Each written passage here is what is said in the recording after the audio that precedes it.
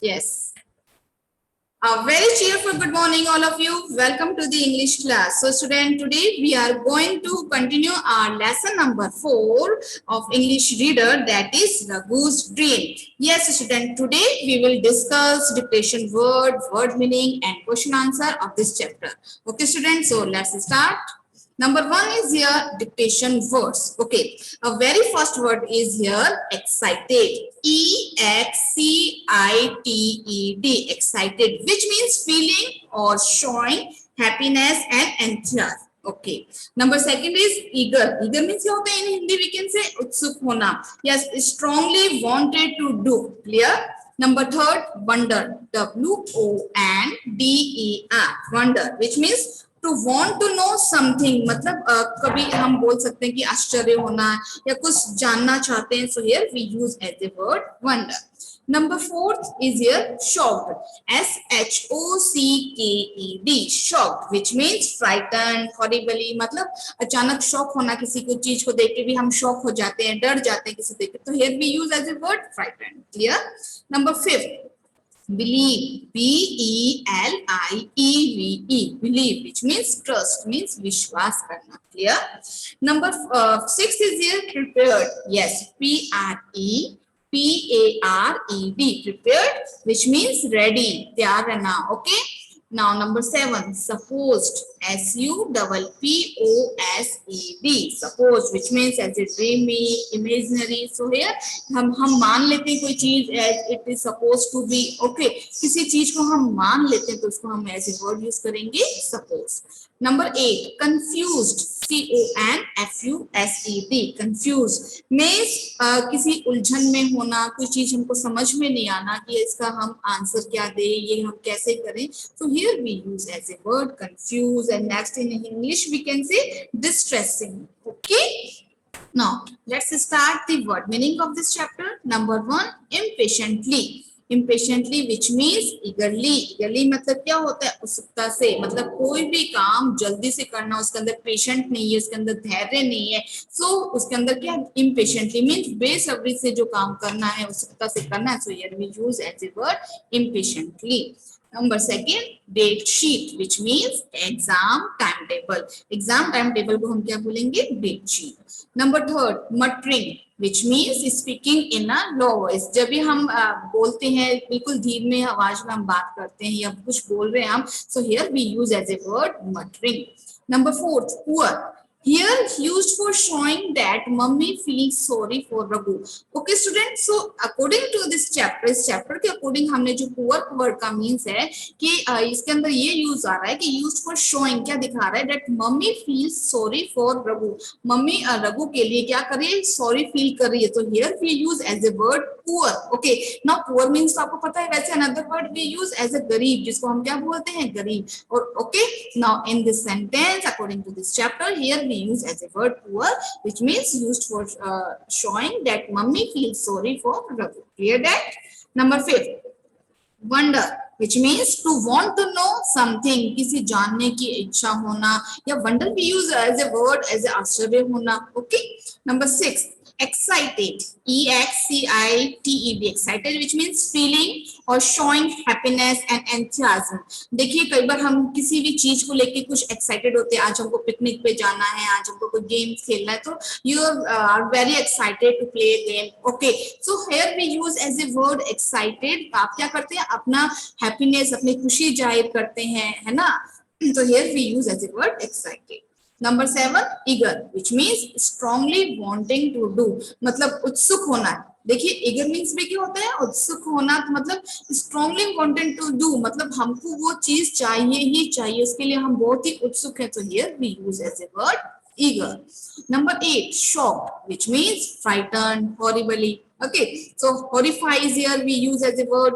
Okay, shock कई बार होता है कि डरना. Here we use as a word shock. Number 9, believe, which means trust. BELIEVE. Believe means विश्वास करना. Number 10, supposed, SUPPOSED, which means dreamy. Dreamy का मतलब अपना एक सपना सा बना लेना, इमेजिनरी मतलब हम समझते हैं कि अपनी खुद की एक इमेजिनरी बना लेना कि ये चीज ऐसे हो सकती है, जस्ट लाइक है रघु। और Raghu, you know that the Raghu को पता था कि आज इंग्लिश का पेपर है और उसको शॉक हो गया कि इसका आज मैथ्स का पेपर था। Raghu was suppose to be English paper, Raghu ये सपोज कर रहा था कि आज इंग्लिश का पेपर होगा, मतलब अपने आप में उसने क्या कर लिया, एक इमेजिनरी बना लिया, कि ड्रीमी हो गया कि आज हो सकता है, माना जाता है, किसी चीज को हम मान लेते हैं ऐसा होगा, तो इसलिए हम वर्ड यूज करते हैं suppose. Number 11, prepared, which means ready. Clear that? Okay. Now students, let's start the question answer of this chapter. Number 1, what kind of questions did Raghu expect in the exam? Yes, which means Raghu ने परीक्षा में किस तरीके के प्रश्नों की अपेक्षा करी, मतलब वो किसकी अपेक्षा कर रहा था, क्या चाहता था वो। Answer is here, Raghu expected questions from his favorite lesson in the exam. Raghu अपने जो फेवरेट लेसन, जो उसका पसंदीदा जो पाठ था, उसे प्रश्नों की अपेक्षा करता था। जस्ट लाइक यू, आप चाहते ना कि मुझे लेसन 3, लेसन 4 अच्छे से लर्न हो गया है, तो अकॉर्डिंग टू दिस अगर लेसन 3, 4 में से क्वेश्चंस आ जाएंगे, मैं सारे अटेम्प्ट कर लूंगा, है ना।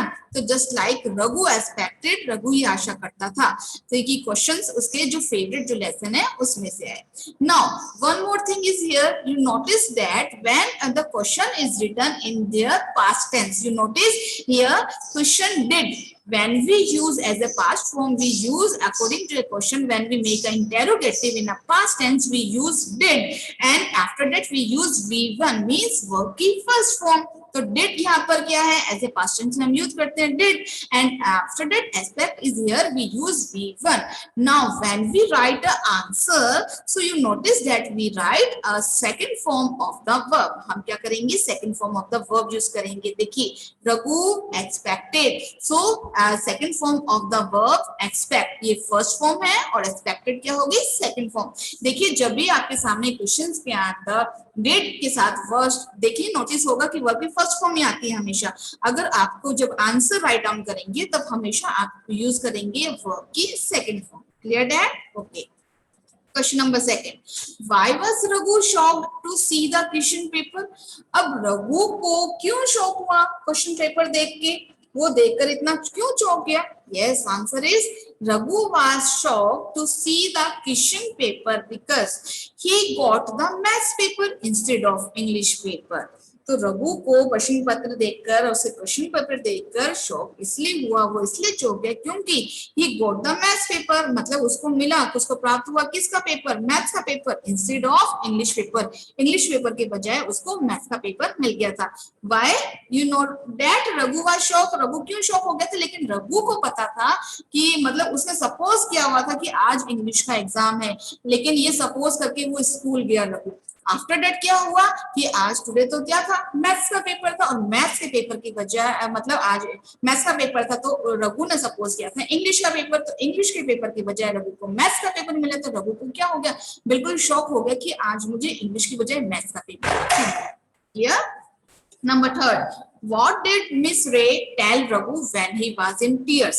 अब हम बात कर रहे हैं कि मिस रे ने रघु को क्या कहा जब when he was in tears, मतलब जब वो रो रहा था। Now answer is Miss Ray told Raghu. Now you notice again student, did. The answer is Miss Ray told Raghu that he would be able to answer most of the question. Miss Ray ने रघु को बताया कि he would be able, वो समर्थ हो सकता है, answer most of the question, कि जो मैथ्स का पेपर है उसमें से वो क्या कर सकेगा, वो अधिकतर प्रश्नों के उत्तर देने में वो क्या है, सक्षम होगा। Now you notice the grammatical part in this question, that you notice in the question number 3 also given a did plus verb first, means tell is here verb first. Now when we write the answer, now we use a second form of the verb. Yes, told is here second form of the verb tell. Okay student, clear that? So हमने told use किया है second form of the verb. Clear? तो miss रे ने रघु को कहा कि वो सारे क्वेश्चंस करने में सक्षम हो जाएगा, सारे मतलब most of the questions वो attempt कर लेगा। Okay? Now question number 4, was Raghu satisfied after Miss Ray spoke to him? Why or why not? अब क्वेश्चन रेज हो रहा है कि जो रघु है क्या वो सेटिस्फाइड हुआ जो मिस रे ने उसको रघु को बोला। अगर सेटिस्फाइड नहीं हुआ तो क्यों, और हुआ है तो क्यों? So let me check. Yes, Raghu was not satisfied. Raghu संतुष्ट नहीं था because he had prepared well for English but not for maths. क्योंकि उसने इंग्लिश की तैयारी कर रखी थी, ना कि उसने मैथ्स की तैयारी करी थी। इसलिए रघु जो है, जो टीचर की जो टीचर ने उसको बोला था कि वो उससे सेटिस्फाइड है, तो इसे रघु उससे सेटिस्फाइड नहीं था। टीचर ने उसको क्या बोला था? Now in the question number 3 answer is here. Yes, Raghu would be able to answer most of the question. तो रघु, तुम मैथ्स के भी बहुत सारे क्वेश्चन को आप सॉल्व कर सकते हो, लेकिन रघु इस बातों से सेटिस्फाइड नहीं था। क्लियर है? Now question number 5, why did Raghu's mother wake him up? Raghu की जो मदर है, रघु को क्यों उठाया? Wake him up. Yes, answer is Raghu's mother. Now notice the Raghu's mother, apostrophe as is here, possessive form is given here, so here we use as a word रघु's mother, which means Raghu की mother. Clear? Raghu की mother ने उसको उठाया because he had been kicking around in his bed and muttering something. Yes, क्योंकि जब रघु की mother ने देखा कि वो क्या कर रहा था, बेड पर चारों तरफ क्या कर रहा था, किक कर रहा था, मतलब पैर मार रहा था चारों तरफ, एंड मटरिंग समथिंग, और कुछ बड़बड़ा रहा। मटरिंग मींस क्या होता है बच्चों? कुछ बड़बड़ाना। We can say speak in a low voice, मतलब अपने आप से कुछ थोड़ा थोड़ा धीरे धीरे बोलना और पैर चलाना। वो किकिंग कर रहा था, तो here that's why the Raghu mother wake him up. Clear? Question number 6, how did Raghu's mother calm him down? Raghu की मदर ने उसको कैसे शांत किया? Now answer is Raghu's mother calmed him down by telling him that the exams were over and the holidays had begun. अब वो कह रही है कि उनको इसलिए शांत किया, रघु ने की मदर ने उसको काम डाउन किया, क्या कहकर? that the exam were over, किस एग्जाम समाप्त हो गए हैं, and the holidays has begin, had begun, जो हॉलीडे हैं वो शुरू हो गई हैं। तो अब जाकर तो रघु को ये पता चला कि वो तो क्या कर रहा था, एक ड्रीम देख रहा था। तो इस तरीके से रघु की मदर ने रघु को काम डाउन किया, मतलब शांत किया। Now next is here question number 4. Read these lines and answer the question. Okay, number 1. Of course it's maths. Today is the maths exam. Yes, वास्तव में आज मैथ्स है, तो आज मैथ्स का एग्जाम है। Yes, student, question is here.